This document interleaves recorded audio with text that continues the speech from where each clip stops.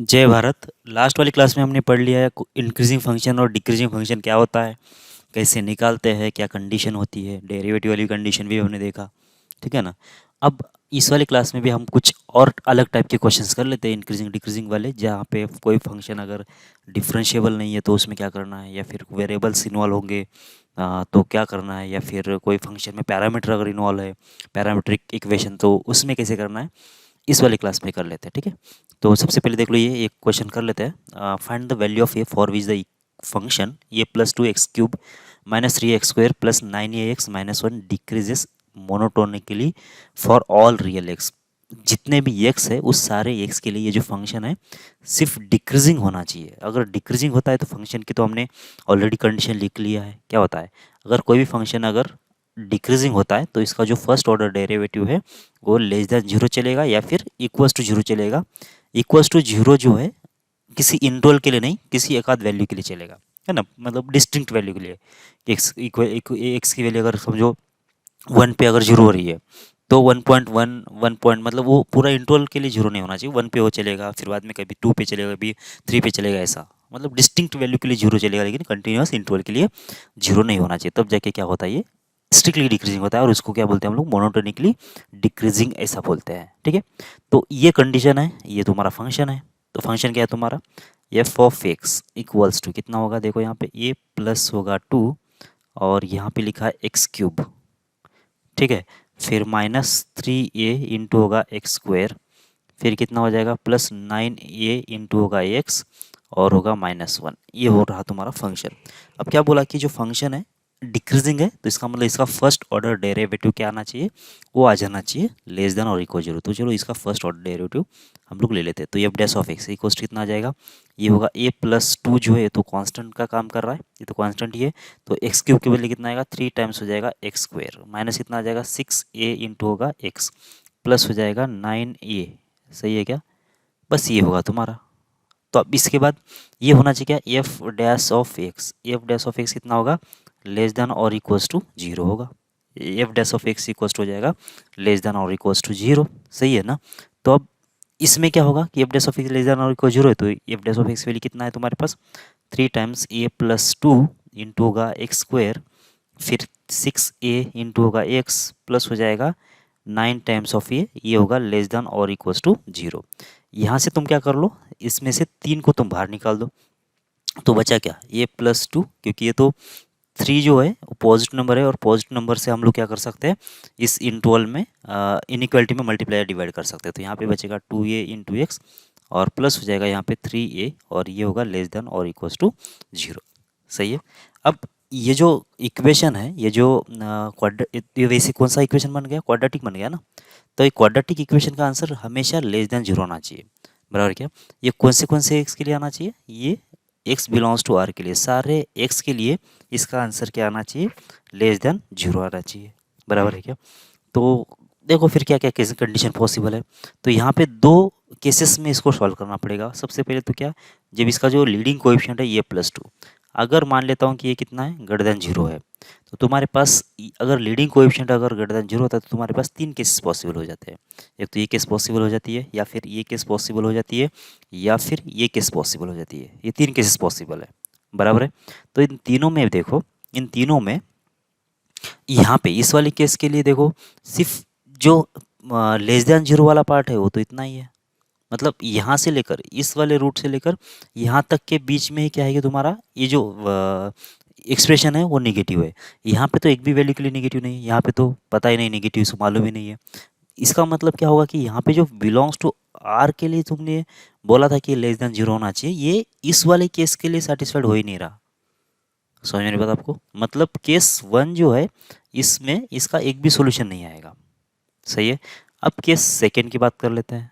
Leading coefficient अगर ये plus two है, अगर ये जीरो के बराबर होता है समझो, तो इसका मतलब क्या हो गया, ए की वैल्यू हो गई माइनस टू।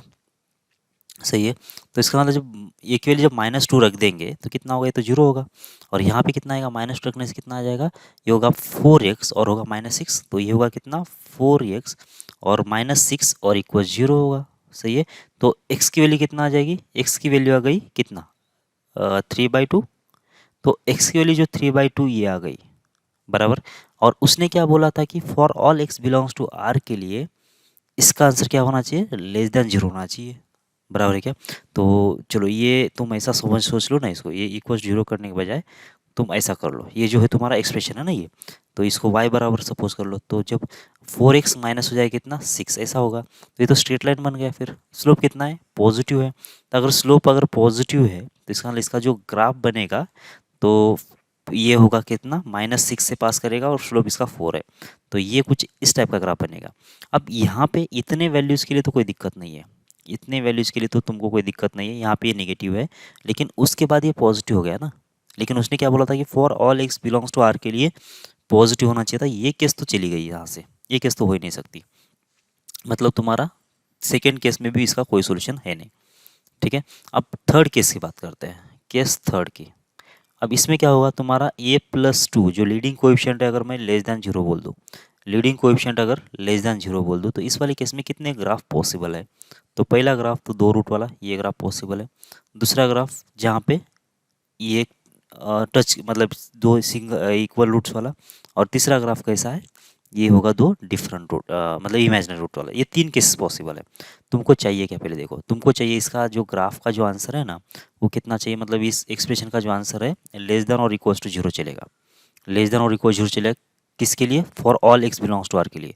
क्या ये ग्राफ पॉसिबल है क्या, बिल्कुल नहीं, क्योंकि इसका जो नेगेटिव जो आंसर है ना, ये इतना नेगेटिव पार्ट है और इतना आंसर नेगेटिव है, मतलब अल्फा से बाहर और बीटा से आगे, अल्फा से पहले और बीटा से आगे ही इसका नेगेटिव पार्ट है, और इन अल्फा और बीटा के बीच में कितना ये पॉजिटिव है, और इसके वजह से ये केस इसमें नहीं गिना जाएगा। ठीक है, तो ये केस तो चला गया। अब यहाँ पे देखो, इस वाली केस में यहाँ पे वैल्यू जीरो है, बाकी सारा जो ग्राफ है ना वो एक से नीचे है, मतलब ये जो ग्राफ है वो चल जाएगा इसमें। सही है, क्यों चल जाएगा, क्योंकि इसमें इक्वल्स टू जीरो चाहिए तो ये रहा जीरो, और लेस देन जीरो चाहिए तो ये नीचे वाला लेस देन जीरो ही है। और ये वाला ग्राफ, ये वाला ग्राफ कैसा है, सारा का सारा ग्राफ अगर एक से नीचे है तो ये तो हमेशा लेस देन जीरो है, तो ये भी वाला भी चल जाएगा। मतलब तुम्हारा जो सोल्यूशन है इस वाले ग्राफ में और इस वाले ग्राफ में आ जाएगा। ठीक है, तो बस इसके लिए कंडीशन लिख लो तुम। तो कंडीशन क्या बनेगी इसके लिए, देखो इसके लिए तो होगा b² माइनस 4ac का वैल्यू कितना होगा, जीरो होगा। और इसके लिए क्या होगा, b² माइनस 4ac का वैल्यू होगा less than zero. Imaginary root के लिए कंडीशन होती है। सही है, तो इन दोनों को कंबाइन करके हम लोग क्या लिख सकते हैं, कंबाइन करके b² माइनस 4ac का जो वैल्यू है लेस देन और इक्वल्स टू जीरो चलेगा। बस इस कंडीशन को तुमको सॉल्व करना है, इस कंडीशन को सॉल्व कर लो तो तुमको तुम्हारा आंसर मिल जाएगा। ठीक है, तो b कितना है वो देखना पड़ेगा तुमको। अभी b कितना है, -2a है, और ये कितना है, a+2 है, c कितना है 3a है।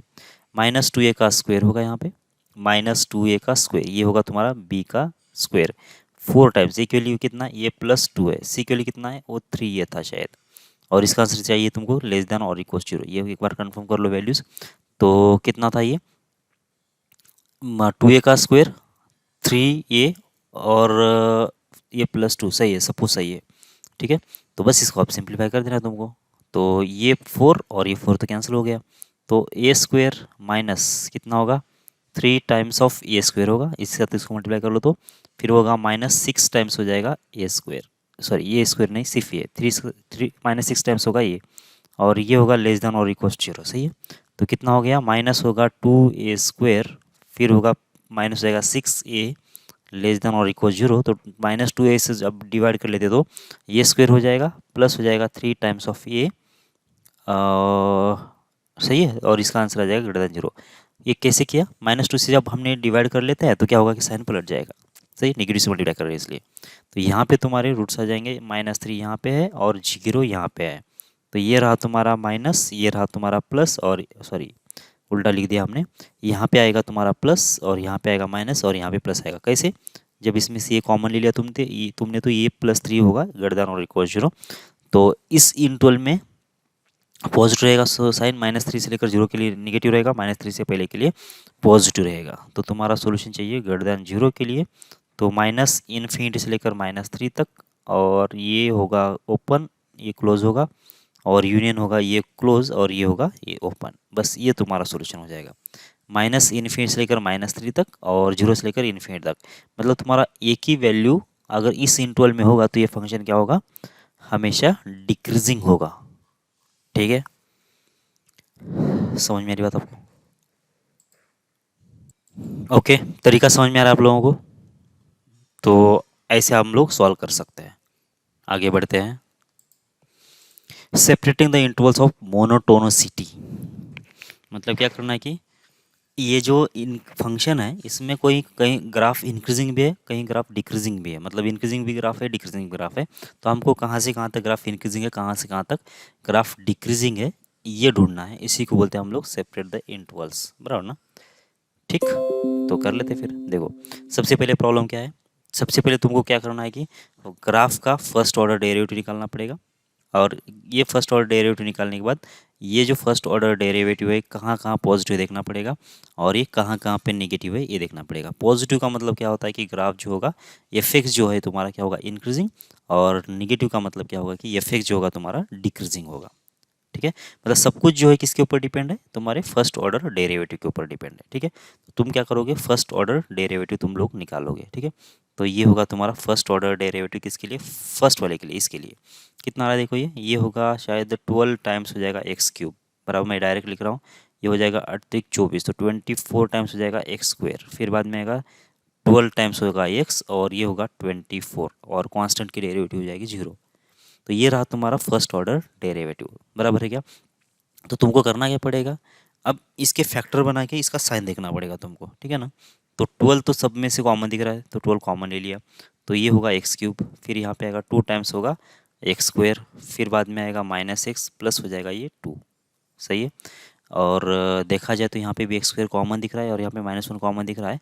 तो फैक्टर बना लेता हूँ मैं, तो इसके अंदर यहाँ से एक्स स्क्वायर को कॉमन ले लिया तुमने, तो यहाँ पे x-2 बचा, और यहाँ से -1 को कॉमन ले लिया, तो x-2 बचा, बराबर। तो ये रहा तुम्हारा, तो यहाँ से अब देख लो कितना होगा, ये 12 टाइम्स कितना होना चाहिए, एक्स स्क्वायर -1, ये एक फैक्टर बनेगा, और x-2 तो ये दूसरा फैक्टर बनेगा। तो यहाँ से कितना आ जाएगा, 12 टाइम्स हो जाएगा x-1 और x+1, और यहाँ पे कितना आएगा x-2, ऐसा बनेगा। सही है, तो क्या होगा फिर अभी, ये तुम्हारा फर्स्ट ऑर्डर डेरिवेटिव का साइन है। तो इसका ये पॉजिटिव कब है, नेगेटिव कब है, चेक करने के लिए इसकी क्रिटिकल पॉइंट लेना पड़ेगा। तो इसका क्रिटिकल पॉइंट तो 1 हो गया, इसका -1 हो गया, इसका 2 हो गया।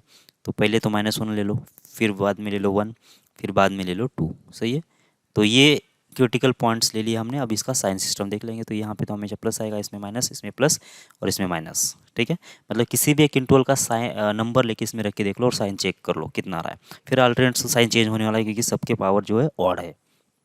ठीक है, तो इसका मतलब जहाँ जहाँ पे ये किसका साइन हो गया, ये फर्स्ट ऑर्डर डेरिवेटिव का साइन है, बराबर ना?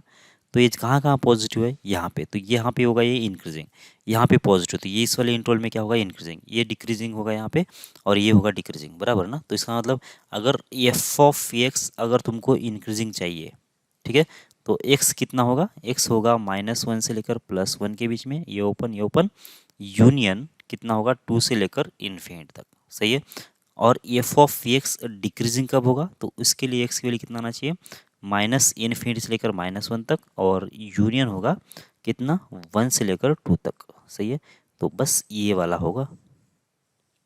ठीक है, ये इस वाली केस में तुम्हारा क्या होगा कि फंक्शन इंक्रीजिंग और डिक्रीजिंग होगा। ठीक है, अच्छा, बात ये तो बराबर है, लेकिन अब ये 1 पे 2 पे और -1 पे और 2 पे क्या होगा, -1 पे 1 पे और 2 पे क्या होने वाला है, ये आपने सोचा है क्या? देखो, जब ग्राफ इसका जब ग्राफ निकालेंगे ना हम लोग, तो शायद रफली अगर ग्राफ देखा जाए ना, ठीक है, ये कितना डिग्री है इसका, इसका डिग्री 4 है, बराबर ना?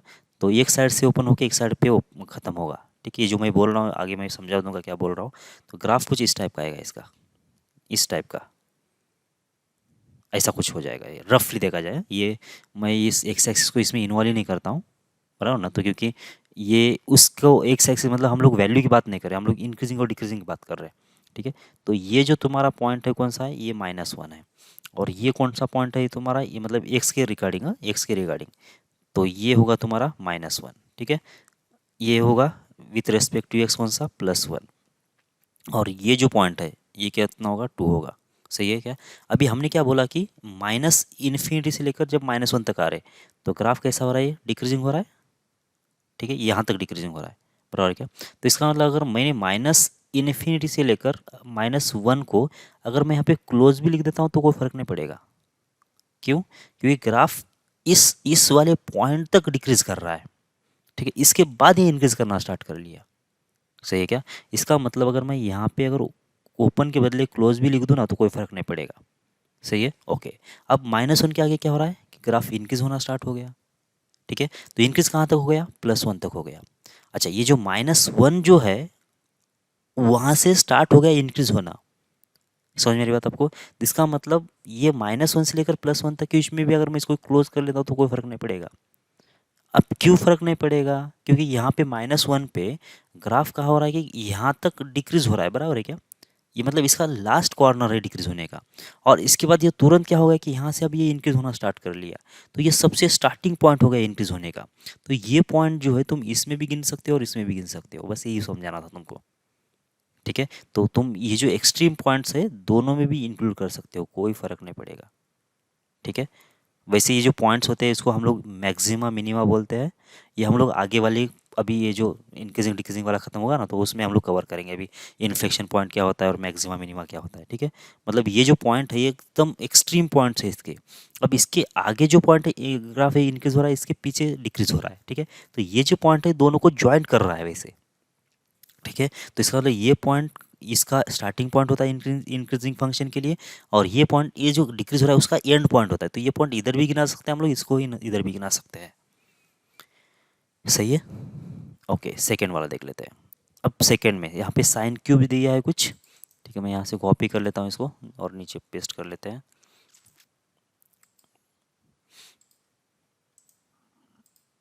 ओके, अब यहाँ पे अब सेकेंड वाले में -sin³ x है +3sin² x है +5 है। एक्स कितना है? -π/2 से लेकर π/2 के बीच में, मतलब इस इतने ही इंटरवल में हमको देखना है अभी इसको।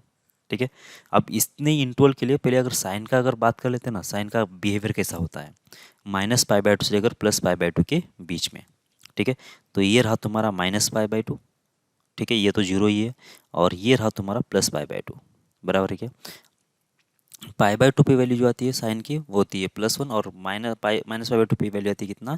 -1। अब इसके बीच में जो तुम्हारा ग्राफ रहेगा ये रहेगा तुम्हारा ऐसा कुछ, बराबर इस टाइप का। ठीक है, थोड़ा सा घटिया आया हुआ है, ऐसा कुछ। ठीक है, मतलब इस टाइप का। और इसके पहले कैसा रहेगा? ऐसा कुछ। ठीक है, मतलब रफली ऐसा देखा जाए तो मतलब ऐसा और ऐसा इधर।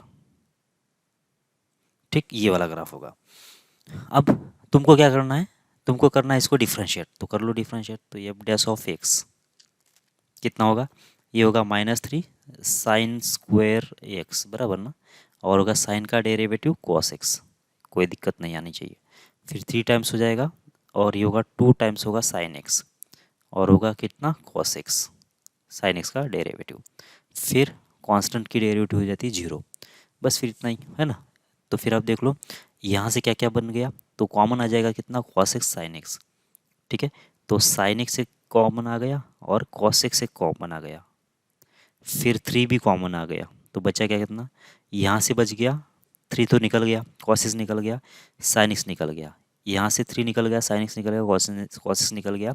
यहाँ से तो 2 बच गया, और यहाँ से बच गया -sin x, बराबर। तो ये बन गए, इसके फैक्टर भी बन गए, और क्या बोलते हैं उसको, ये सब कुछ हो गया अभी। ठीक है, अब क्या करना है तुमको? सिर्फ x की वैल्यू -π/2 से लेकर π/2 के बीच में ही तुमको क्या करना है? इसका साइन सिस्टम देखना है। ठीक है, अब साइन सिस्टम देखने के लिए हर एक का क्रिटिकल पॉइंट निकालना होता है। तो साइन x 0 कब बनेगा? साइन x 0 कब बनेगा? इतने इंटरवल की बात कर लेते हैं, तो सिर्फ x की वैल्यू 0 पे ही बनेगा। ठीक है, तो x की वैल्यू कितना हो जाएगी? ये 0 पे 0 बन जाएगा। ये वाला ग्राफ, ये वाला 0 कब बनेगा? ये बनेगा x की वैल्यू, चलो cos x का ग्राफ तो आपको मालूम है ना, cos x का ग्राफ कैसे होता है? इस टाइप का। ये होगा -π/2 पे 0 और +π/2 पे 0। तो इन दोनों जगह पे 0 होगा, बराबर ना? बाकी सब पे क्या आएगा? पॉजिटिव आएगा। इसका मतलब ये तो कभी 0 नहीं होगा। किस वाले इंटरवल में? इस वाले इंटरवल में। सही है। अब इसके बाद देख लो यहाँ पे ये वाला साइन एक्स की वैल्यू 2 कब होगी?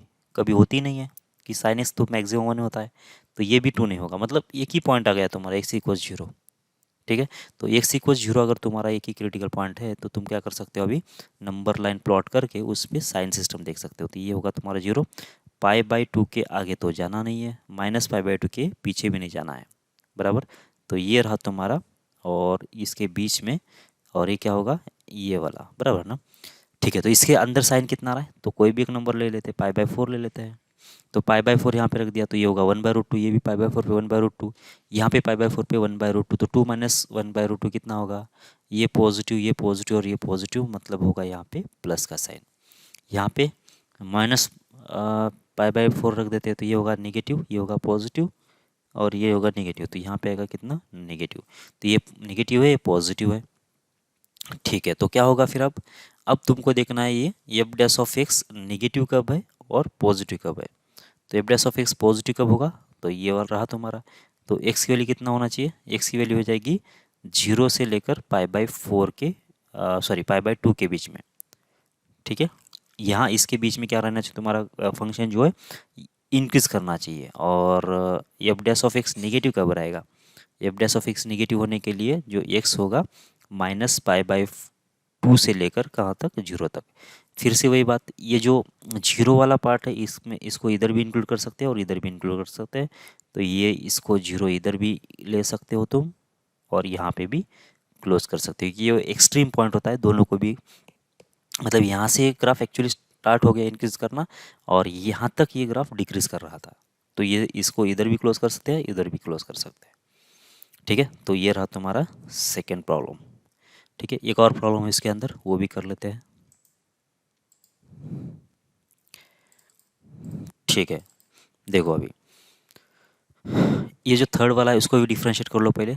तो फर्स्ट ऑर्डर डेरिवेटिव कितना आ जाएगा, प्रोडक्ट रूल लगेगा पहले, तो 2⁻x - 1 को कांस्टेंट, फिर आएगा 2 टाइम्स 2⁻x - 2, और 2⁻x का डेरिवेटिव हो जाएगा 2⁻x इंटू log 2।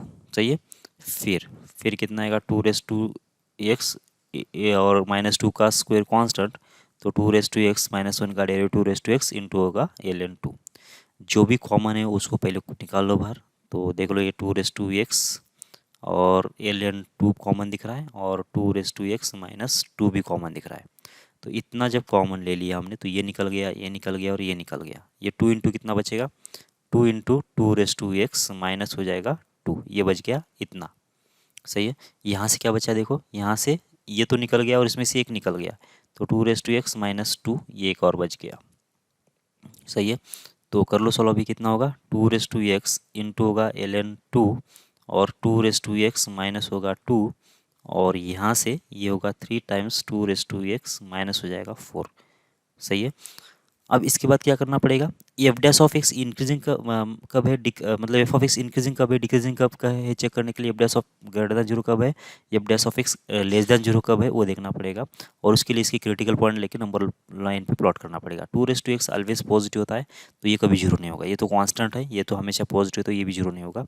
ये वाला 2⁻x इक्वल्स टू 2, तो एक्स की वैल्यू कितना हो सकती है, एक्स की वैल्यू कितना आएगी, देखो लॉग लगाएंगे तो होगा कितना, तो x नीचे आएगा, log 2 होगा, और इधर भी कितना आएगा, अच्छा मतलब डायरेक्ट है कि ये होगा ना, x की वैल्यू 1 होगी ना, सीधा सीधा।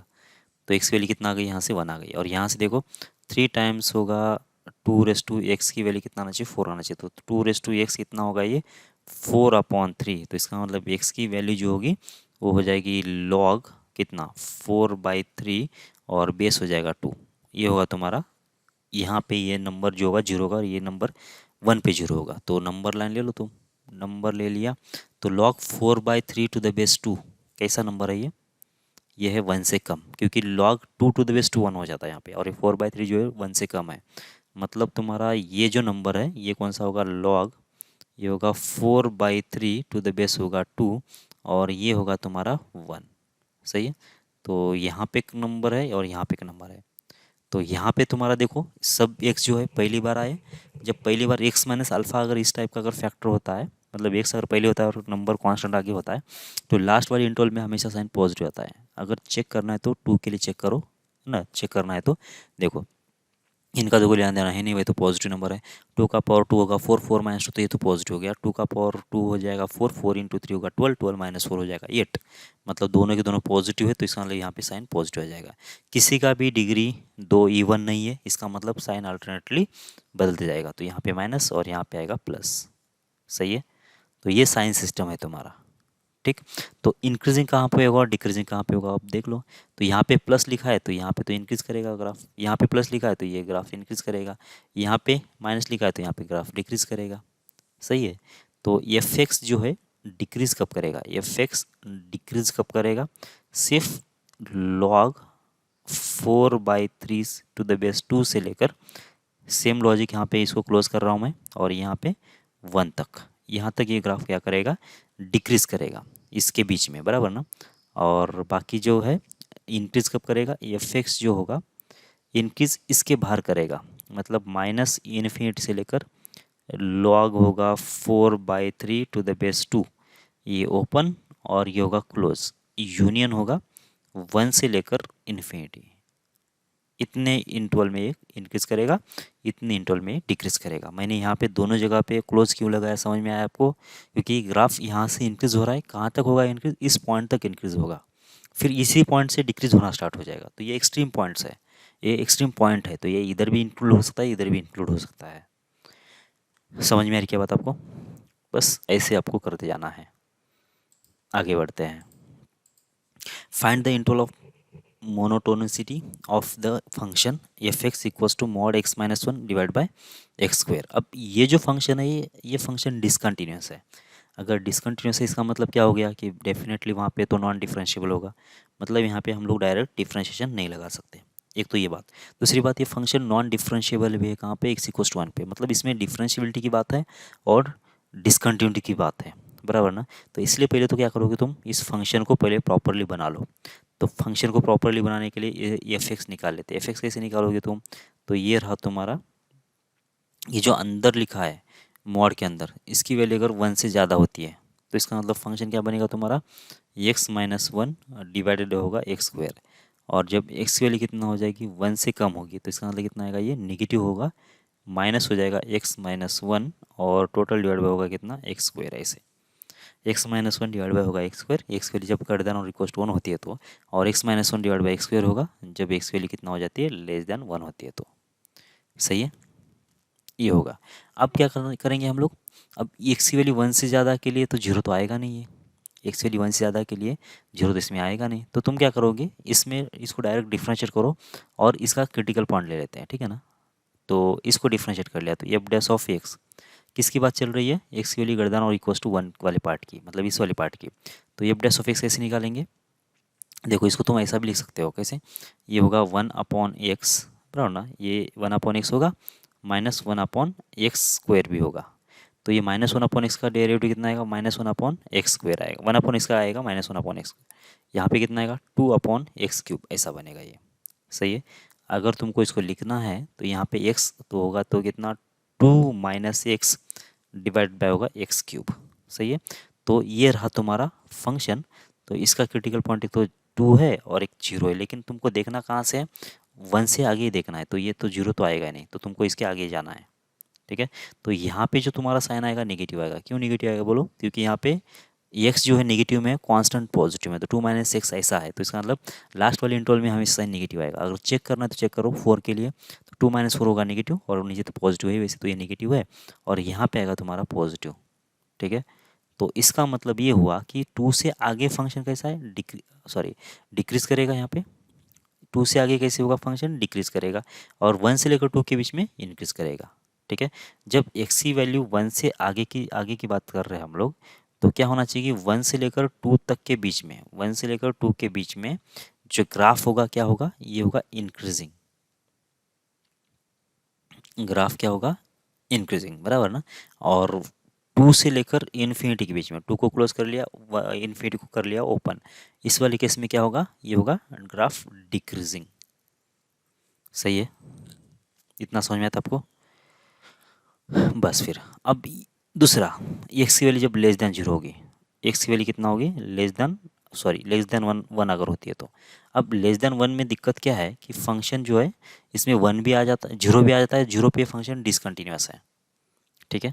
तो इसका फर्स्ट ऑर्डर डेरिवेटिव पहले निकाल लेते हैं, तो एफ डैश ऑफ एक्स कितना आ जाएगा, वही आएगा, बस इसको नेगेटिव लग जाएगा, जो ऊपर का उधर का डेरिवेटिव था ना वही आएगा, लेकिन बस नेगेटिव में आ जाएगा इसे, बराबर ना, क्योंकि यही तो रहेगा ना, बस इसमें -1 एक्स्ट्रा है तो ये माइनस लगा दो, तो कितना होगा x माइनस टू और डिवाइड में होगा एक्स क्यूब, ऐसा होगा ये।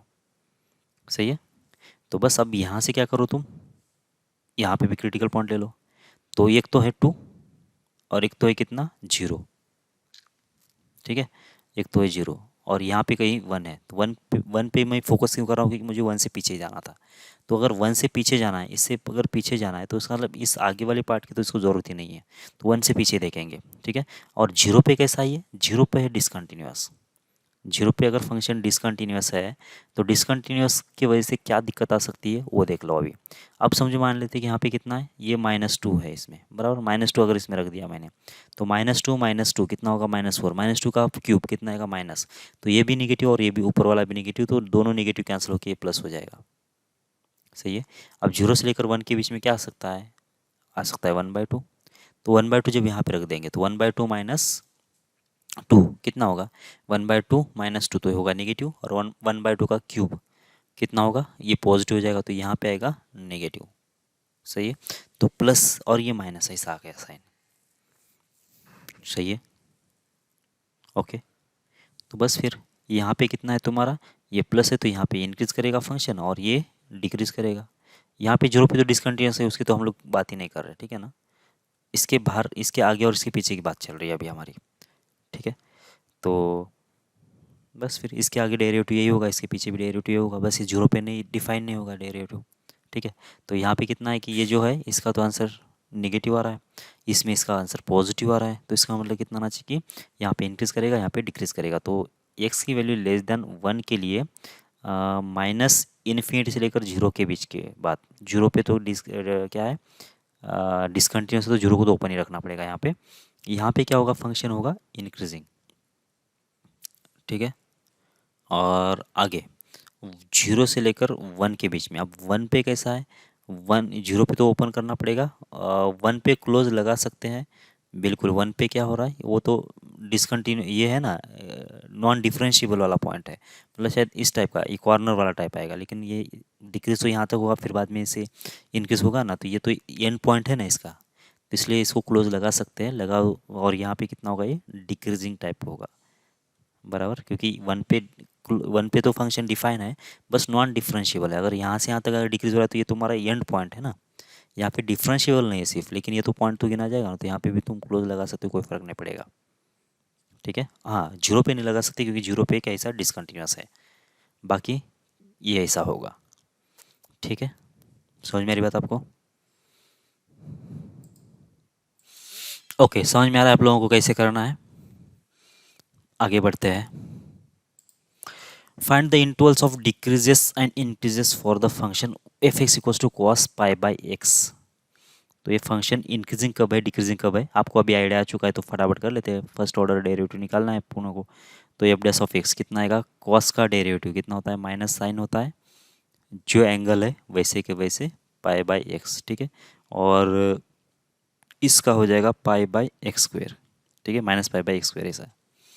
बस यही तुम्हारा क्या है, इसका डेरिवेटिव है। माइनस पाई बाई एक्स सही है, तो ये माइनस माइनस तो कैंसिल हो गया, ये पाई, और इधर कितना आएगा, साइन आ जाएगा, और पाई बाई एक्स और डिवाइड बाय होगा एक्स स्क्वेयर। ठीक है। तो ये इसके क्रिटिकल पॉइंट लेके हम लोग साइन सिस्टम देख लेंगे। ओके। तो साइन पाई बाई एक्स ये कब जीरो होगा वो देखना पड़ेगा, और एक्स स्क्वेयर जीरो कब होगा देखना पड़ेगा। अच्छा, इंटरवल देखने की ज़रूरत नहीं है, क्यों, क्योंकि ये तो पॉजिटिव नंबर है, पाई तो 3.14 समथिंग होगा, और यहाँ पे एक्स स्क्वेयर है, ये तो हमेशा पॉजिटिव होगा। तो ये भी भाई साहब पॉजिटिव और ये भाई साहब भी पॉजिटिव है। अब जो भी डिपेंड करेगा कॉस साइन पाई, मतलब साइन पाई बाई एक्स के ऊपर डिपेंड करेगा। ठीक है। जब भी ये क्या होगा, साइन पाई बाई एक्स ये गर्दन जीरो होता है समझो, तो इसका मतलब क्या होगा कि एफ एक्स जो होगा तुम्हारा ये इंक्रीज करने लगेगा। ठीक है। और जब भी ये साइन पाई बाई एक्स ये लेस दैन जीरो होगा, तो उस वाले केस में जो तुम्हारा एफ एक्स है वो क्या करने लगेगा, डिक्रीज करने लगेगा। सही है क्या? यहाँ पे इक्वल्स टू भी चलेगा, यहाँ पे भी इक्वल्स टू चलेगा। Sine pi by x greater than और इक्वल्स टू जीरो चलेगा, sine pi by x less than और इक्वल्स टू जीरो चलेगा। सही है। इक्वल्स टू जीरो कब होगा, किसी पर्टिकुलर पॉइंट के लिए, एक दो पॉइंट के लिए होगा, बाकी सभी पॉइंट के लिए नहीं होगा। सही है। ओके, तो sine pi by x greater than और इक्वल जीरो, साइन तब जाके इंक्रीजिंग होगा। तो तुमको ढूंढना क्या है कि sine pi by x greater than zero कब है वो ढूंढना है। तो मैं क्या कर लेता हूँ कि साइन एक्स का ग्राफ आपको निकाल के देता हूँ, तो आपको पता चल जाएगा कि ये कैसा उसका बिहेवियर होता है। ये होगा तुम्हारा साइन एक्स, ये है जीरो, ये है पाई और ये है टू पाई। ठीक है, जीरो पाई और टू पाई ये होगा। तो जीरो से लेकर पाई के बीच में ये होगा ग्राफ इंक्रीजिंग, और पाई से लेकर टू पाई के बीच में ग्राफ होगा डिक्रीजिंग। सही है। तो sine x greater than zero कब होगा? जब एक्स की वैल्यू जीरो से लेकर पाई के बीच में होगी तो। बराबर है क्या? अब इसको भी क्लोज कर सकते हैं, इसको भी क्लोज कर सकते हैं अगर यहाँ पे इक्वल लगाना है तो। ठीक है, और कहाँ पे ये होगा? इसके बाद होगा टू पाई से लेकर थ्री पाई के बीच में, क्योंकि इसके बाद वाला जो होगा साइकिल ऐसा आ जाएगा। बराबर, तो ये टू पाई से लेकर थ्री पाई के बीच में भी ये पॉजिटिव रहेगा। तो इसका अगर जनरल सॉल्यूशन तुमको निकालना है तो एक्स बिलोंग्स टू कितना होगा? ये हो जाएगा टू एन पाई से लेकर two N plus one pi तक। बराबर है क्या? ये रहा तुम्हारा साइन एक्स की वैल्यू अगर ग्रेटर देन और इक्वल जीरो चाहिए तो। ठीक है, तो इसका लेकिन क्या है यहाँ पे, ये वैल्यू जो है साइन एक्स की वैल्यू अगर ऐसा हो तो ये होगा, लेकिन तुम्हारे पास क्या है यहाँ पे एंगल कौन सा है? साइन पाई बाई एक्स है।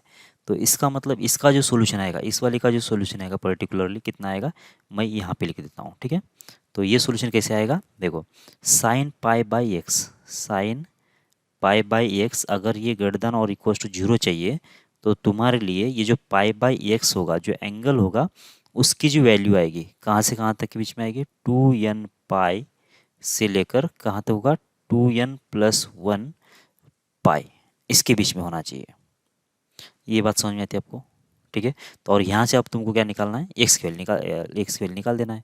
तो ये तो पाई जो है ये पाई है और ये पाई निकल गया। ठीक है, अब ये वन बाय एक्स की जो वैल्यू है तुम्हारी कितना होगी? वन बाय एक्स की वैल्यू जो है ये होगा टू एन से लेकर टू एन प्लस वन तक। सही है, तो एक्स क्या होगा फिर तुम्हारा? रेसिप्रोकल कर देना है। तो रेसिप्रोकल में क्या होगा फिर? इसका रेसिप्रोकल पहले आ जाएगा one upon two N plus one, और इसका रेसिप्रोकल बाद में चला जाएगा।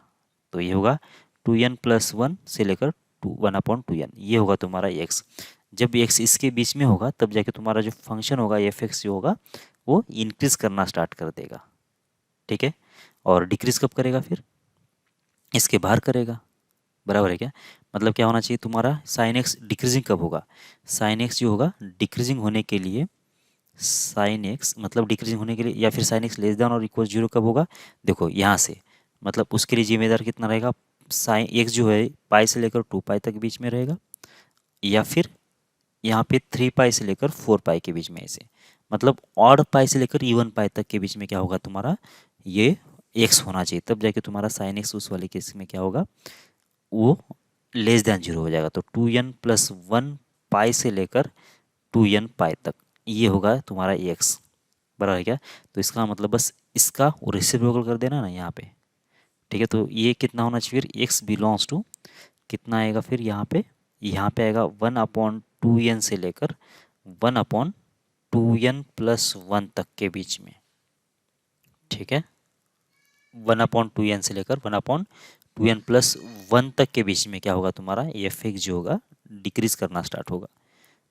सही है, एन के लिए अगर हमने जीरो रख दिया तो कितना होगा? ये होगा टू, मतलब पाई से लेकर टू जीरो तक ना, पाई से लेकर जीरो तक के बीच में देखो कितना है? पाई से लेकर जीरो तक, कुछ गड़बड़ लिखा गया, पाई से लेकर जीरो नहीं चलेगा, सॉरी ये गलत हो गया। एन के लिए अगर जीरो रखते तो ये पाई होगा और ये जीरो होगा, तो पाई से जीरो तो ये उल्टा इंटोल हो रहा है। पाई से लेकर टू पाई होना चाहिए ना, मतलब यहाँ पे तुमने क्या किया, यहाँ पे two N plus two times pi लिखना पड़ेगा, ये कुछ गड़बड़ लिख दिया हमने। Two N plus two pi होगा। देखो ना, एन के लिए जब हमने कितना रख दिया? जीरो रख दिया तो पाई बनेगा, और ये बनेगा कितना? टू पाई। सही है, अब एन के लिए हमने कितना रख देते हैं? वन रख देते तो ये थ्री पाई होगा, और यहाँ पे रखने से फोर पाई होगा, तो ये भी आ जाएगा। तो यहाँ पे कितना आएगा? टू एन प्लस टू होगा, तो यहाँ पे इसमें यहाँ पे आएगा टू एन प्लस टू, ऐसे आना चाहिए।